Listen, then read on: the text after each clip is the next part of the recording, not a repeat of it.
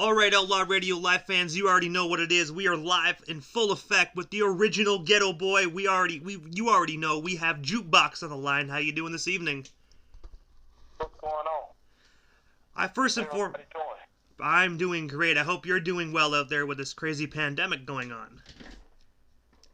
I'm doing as well as to be expected. We all good. So far so good. We just staying out the way.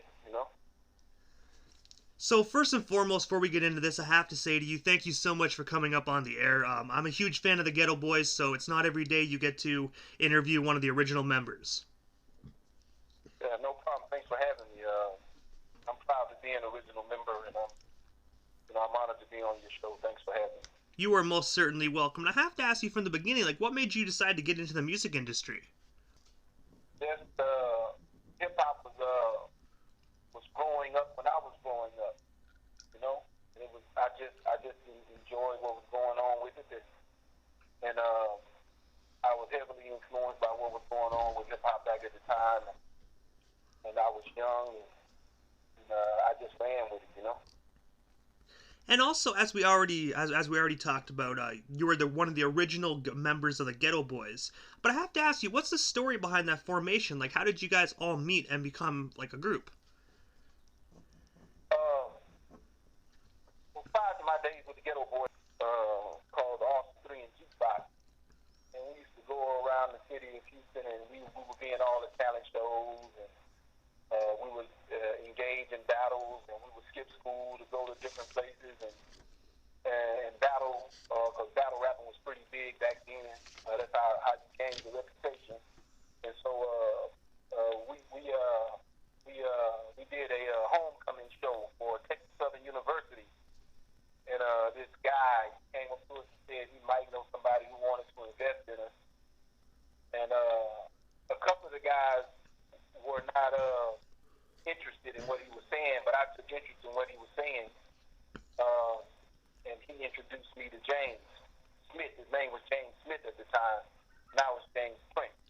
I was 15 years old. He introduced me to James Smith at the time, and James introduced me to his brother K9 to rap a lot. And after I had went down there a few times, I took Raheem with me. And so the initial lineup was myself, Raheem, and James's brother, K9, to rap a lot. And also, speaking of Rap-A-Lot, you guys were also signed to Rap-A-Lot Records. And I have to ask you guys, being your first record deal, how did it feel actually being signed to such a prestigious label?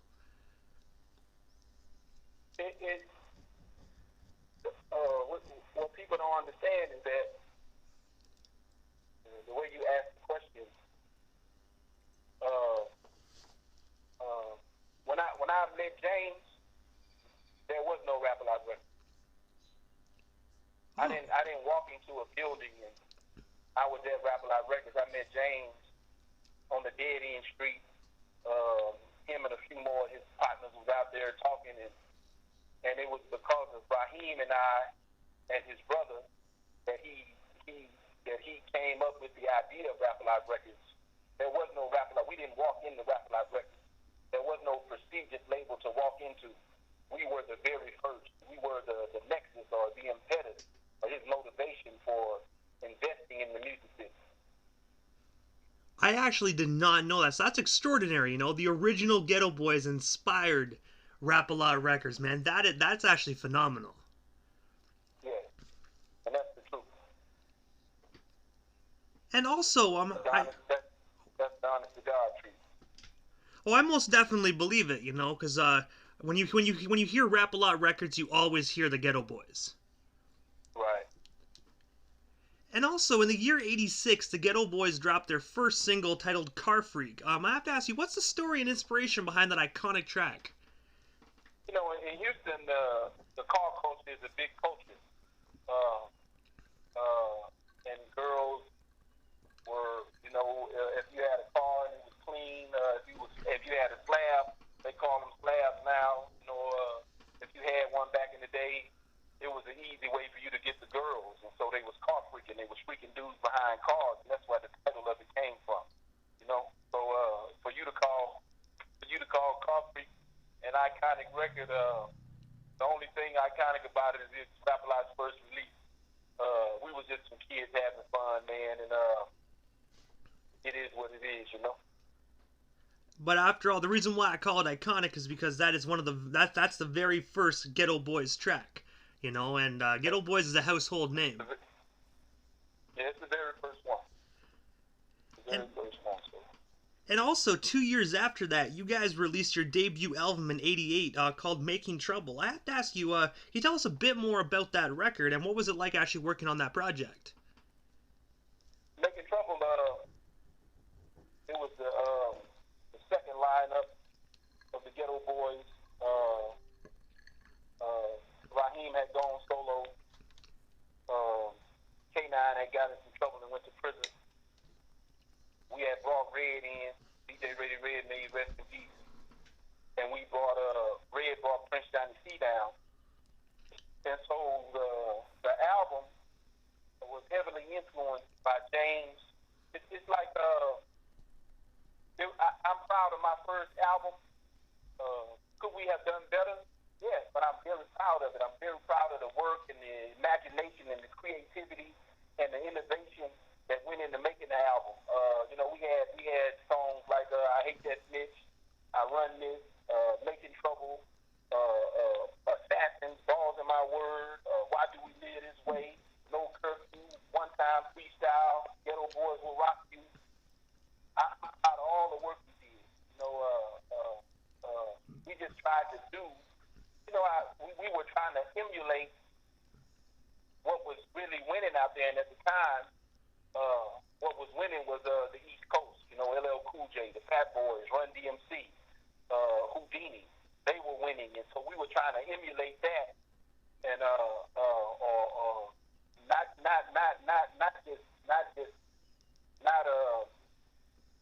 not be carbon copies of them, but learn from them and do what they were doing in the hope that we would achieve some of the success that they had achieved. And also, when you brought up DJ Ready Red, a lot of individuals, you know, tend to forget about that guy, man. He was such a legendary DJ, not only for Houston, but also for the Ghetto Boys. And if you don't mind me asking, what's some of your most fondest memories with the legendary DJ Ready Red? I used to live with Red when I was 15, 16, before I got my own place. I lived with Red, you know, and he was a mentor. You know, he could cook very well. He knew his music very well. He was a photographer. He was well-rounded. You know, he was my real big brother. Just being with him, watching him do his thing production-wise. You know, one of the best qualities of a good producer is that they make you a better MC. They make you a better artist. They bring out the best in you. And Red had a special way of doing that. You know, he made us all better. And you know, you can't mention Houston hip hop or Southern hip hop and not have a chapter dedicated to Collins, Adam Lysath, TJ Ready Red. He deserves. He was at the forefront of the movement of that early gritty ghetto boy sound that brought Rap Alive records to the forefront of the music industry, especially in the South. You know, you can't. There's nothing you can do to edit him out of history. He's always gonna be there. You know. I most definitely agree, and I do want to say rest in peace, DJ Ready Red, and I do want to say my sincere condolences to your friend, man. He was such a talented individual. The last couple of years of his life, he and I were very close. We used to talk on the phone multiple times a day, several times a week, and his loss. We were working on some things when he passed, and his loss is he's missed. You know, he's still missed. So, yeah, let's just move on. And also, in the late 80s, after the Ghetto Boys' first album got released, you guys went on tour with the Fat Boys on their Wipeout tour. I have to ask you, what was that experience like, being able to tour with the Fat Boys? You know, a lot happened to get us on the Fat Boys Wipeout tour. We met Michael Harris, Harrio. You might be familiar with Harry-O because he's the guy who helped Suge, who sent Suge Knight the money to start Death Row Records. Well, way before this, way before he sent Suge Knight the money to start Death Row Records, we met him. The Ghetto Boys, myself, Red, Johnny, we all met him. And he did something to get us on the Bad Boys Wipeout tour. He knew some people to get us on the Bad Boys Wipeout tour, which was good for us for the early exposure. Because at the time, when we got on the Bad Boys Wipeout tour, believe it or not, MC Hammer hadn't blowed up yet. He hadn't become the MC Hammer that we would know him to be, and he went on stage before us. You know, so people had high hopes for us at the time. And so that's how that came to be. Michael Harris, Harry-O, his influence is what allowed us to get on the Bad Boys Wipeout tour. So when you mentioned that you met Suge Knight, I have to ask you what was he like in per? I never met Suge. Oh, okay, my apologies. Yeah, I've never met Suge ever. I never met him. When Suge was doing his thing, I never met Suge. And also, the original group of the Ghetto Boys disbanded. But if you don't mind me asking, what made you guys all disband and what? And, like, you know, because there's the original Ghetto Boys and then it turned into Geto Boys. Okay. So we were working on an album called Ghetto Boys Just Made a Jump in the Hype. It would have been our second full-length album. We were done with it. But James came in and said that he wanted to take the group in a different direction. He wanted it to be more street, more gangster. We had just completed the album that was, we were given a little more creative liberty than we had on Making Trouble, and we had a lot of confidence in the album. I believe it would have went gold, maybe platinum, if it had been given an opportunity. But he said that he wanted to take the group in a different direction. So Prince Johnny C said, James said he wanted more of that Assassins type feel with the music, and Prince Johnny C was like, Assassins was a one-time thing for me. That's not who I am lyrically. I'm bigger than that. I'm better than that. And he said, I don't want to be a part of it. And so Johnny left, and Willie D was working on his Controversy album at the time. We were at the same studio, and so he told Willie D, I'm gonna just bring you in, and you're gonna be a Ghetto Boy. And so the Ghetto Boys were myself. It was gonna be me, Willie D, and he said I'm gonna let K9 had got out of jail, and he said I'm gonna let K9 and this little dude from the south side of Houston, DJ Action, I'm gonna let them battle, and whoever win that battle, that's gonna be the other Ghetto Boy. And so Action, who we know as Scarface, he beat K9 in a battle. So the group was going to be me, Scarface, and Willie D, and Reddy Red still DJing. And so we were at James' house, at his in-house studio one night, and a conversation was going on about who was going to do the bulk of the writing.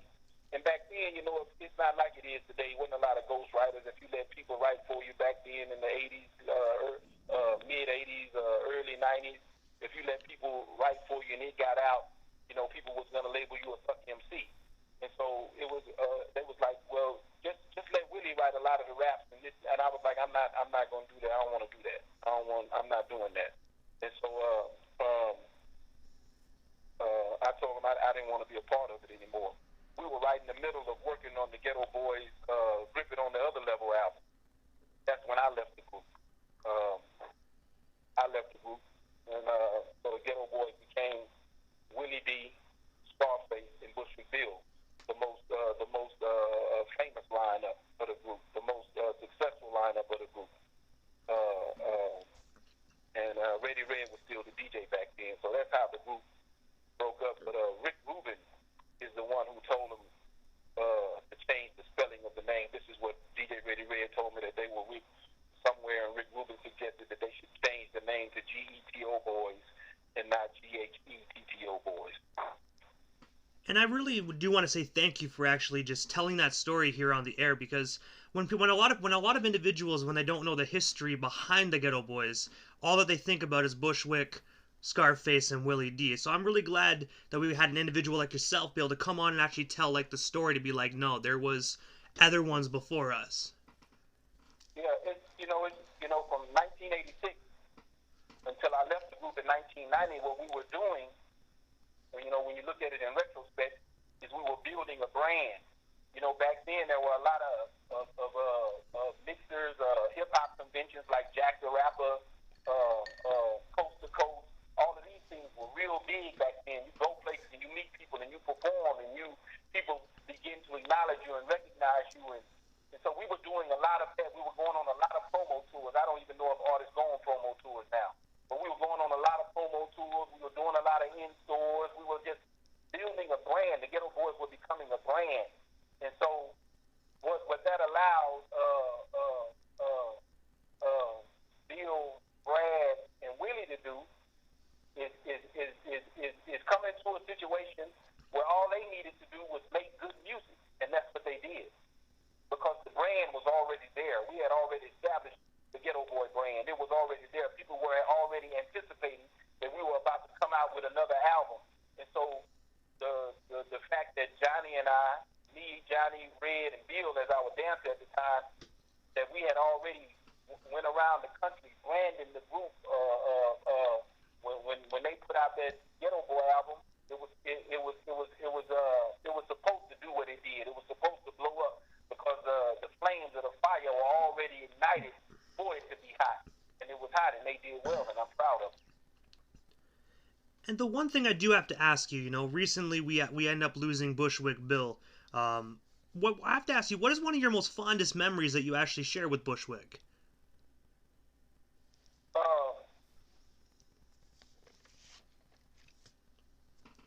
My most fondest memory with Bill is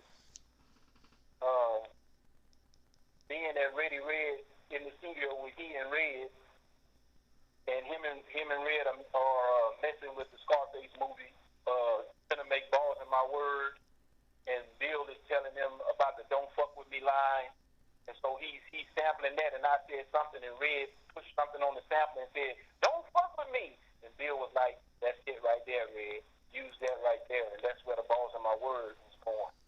And so just being in the studio with him and just having a conversation with him because Bill was deep and intellectual and he sorely missed. He was a trendsetter in his own right. I most definitely agree. So first and foremost, rest in peace to the late great Bushwick Bill. But Jukeboxx, I have to ask you, what's next for you? I know currently, I want to ask, are you working on any new projects right now? Like, what's next for the legendary Jukeboxx? We have some things we're working on. Johnny and I were working on a project. And something else came up, but I can't say what it is. I was asked to keep it under my hat, and so but this COVID-19 coronavirus has put the brakes on a lot of stuff. So we trying to see what this does, and so we can see what we gonna do. We have some things that we would like to give the fans prior to another one of us making a transition from life to death. So we have some things that we would like to be able to do for the fans and do for our fan base and do for ourselves before any one of us, before we lose another member. So Jukeboxx, this is the... Oh, sorry about that. Working on something. No, it's okay. We are working on something. So I gotta say, everybody that's listening right now, make sure you stay tuned.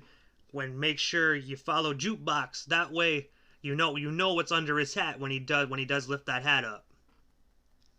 Yeah, exactly. So Jukeboxx, this is the time in the interview that I give a chance for the individual that comes on the platform, just a chance to give shoutouts to whomever they want to give shoutouts to, and also your social media handles. That way our listeners can give you a follow if they're not already doing so. I just want to give a shout out to all of the Ghetto Boy fraternity. K9, Raheem, Scarface, OG Big Mike, Prince Johnny C, Willie D, all the living members. We still have something in us. We still, the fans deserve one more great thing from us, and I believe we should give it to them. And, shout out to all our fans all over the world, the people that have supported the Ghetto Boys from the beginning, and the new ones who don't know a lot about us, you might need to get on board.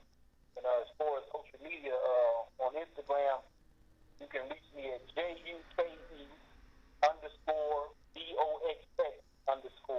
That's Juke _box with two X's _, on Instagram. And on Facebook, my name is Keith Rogers, KEITHROGERS. I want to say, Jukeboxx, thank you so much for coming up on Outlaw Radio Live. It was an absolute honor and most definitely a privilege. Thank you so much, and have yourself a wonderful night, and most definitely stay safe out there. Hey, thanks for having me, and I really appreciate it. Thank you very much. You are most certainly welcome. It was an absolute honor.